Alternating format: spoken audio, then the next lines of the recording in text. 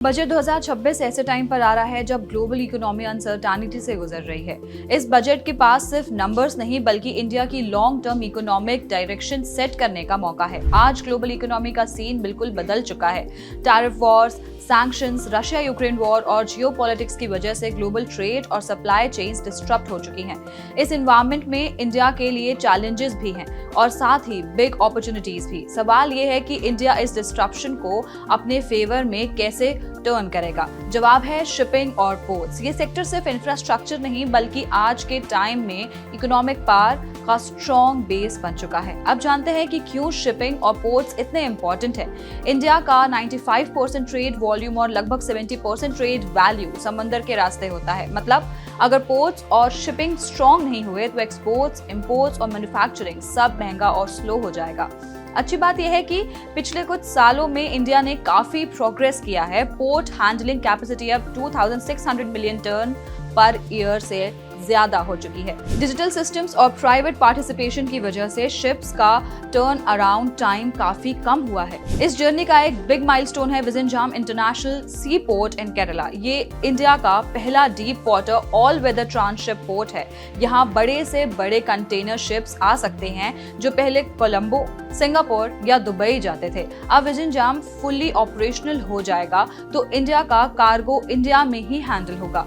Cost कम होगी और exporters को डायरेक्ट बेनिफिट मिलेगा। पोर्ट्स तभी फुली एफिशिएंट होते हैं जब उनकी रोड और रेल कनेक्टिविटी स्ट्रांग हो। इस डायरेक्शन में port linked highways, freight rail corridors, industrial corridors, इन सब पर काम चल रहा है जिससे लास्ट माइल डिलीवरी फास्ट और सस्ती हो रही है। शिप बिल्डिंग में इंडिया अभी पीछे है जबकि कोस्ट लाइन लंबी है और स्किल्ड मैन पावर भी अवेलेबल है। गवर्नमेंट अब ग्लोबल कंपनीज जैसे HD Hyundai के साथ टाई अप्स कर रही है ताकि टेक्नोलॉजी आए, लार्ज और ग्रीन शिप्स इंडिया में बने, Indian shipyards global supply chain का पार्ट बने। अभी इंडिया का मर्चेंट फ्लीट अपने ट्रेड का छोटा सा हिस्सा ही कैरी करता है लेकिन यही एक बड़ी अपॉर्चुनिटी भी है। स्ट्रॉन्ग पोर्ट्स का मतलब है लॉजिस्टिक्स कॉस्ट कम, एक्सपोर्ट ज्यादा, कॉम्पिटिटिव मैन्युफैक्चरिंग का बूस्ट, पोर्ट्स के around factories, logistic parks, energy projects और सर्विसेज डेवलप होती हैं जिससे लार्ज स्केल एम्प्लॉयमेंट क्रिएट होती है। कोस्टल शिपिंग अगर प्रॉपर्ली यूज हो तो हाईवेज का लोड कम होगा,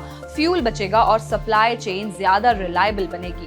शिप बिल्डिंग सिर्फ बिजनेस नहीं बल्कि स्ट्रेटेजिक स्ट्रेंथ भी है।